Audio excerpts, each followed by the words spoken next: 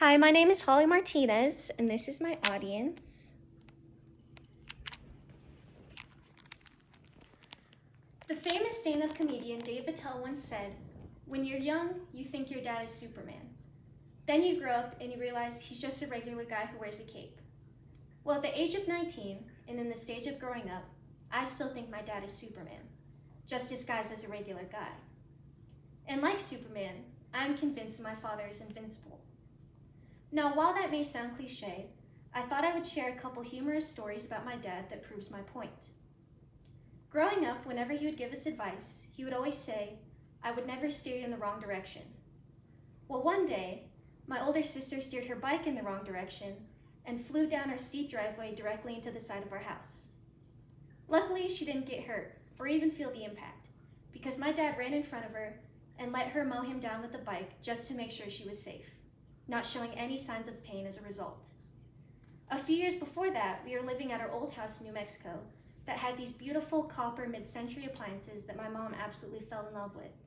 However, they were constantly breaking.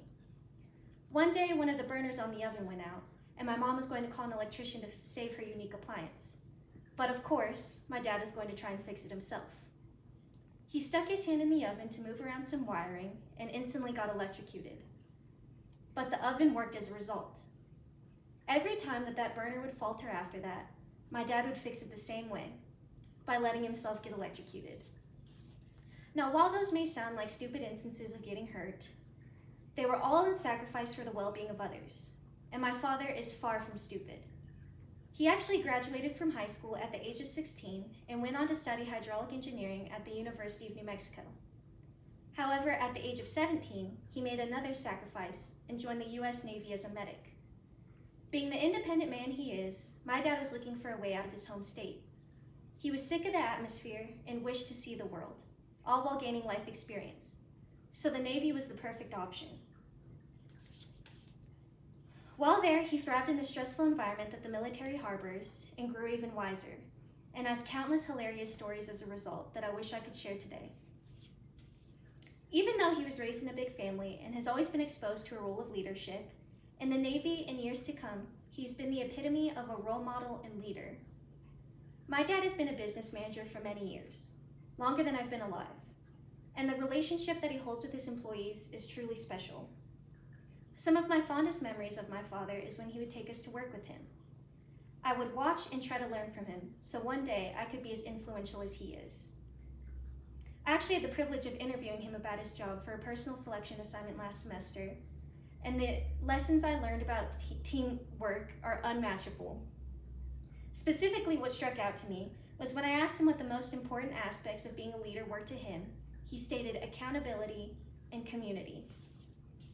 He always stressed giving back to our community, and I'm grateful he has given us so many opportunities to participate in events that were for the benefit of others.